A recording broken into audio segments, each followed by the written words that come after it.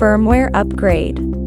If there is a new firmware update available, a prompt will pop up in the flight interface. Before upgrading, make sure that the smart battery and remote controller are fully charged, and your mobile phone is connected to the internet.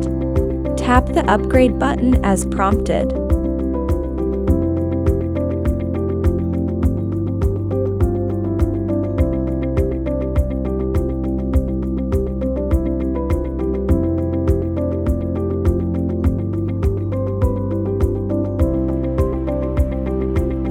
After the firmware download is complete, the drone will automatically enter the upgrade state, and its LED indicator flashes blue quickly.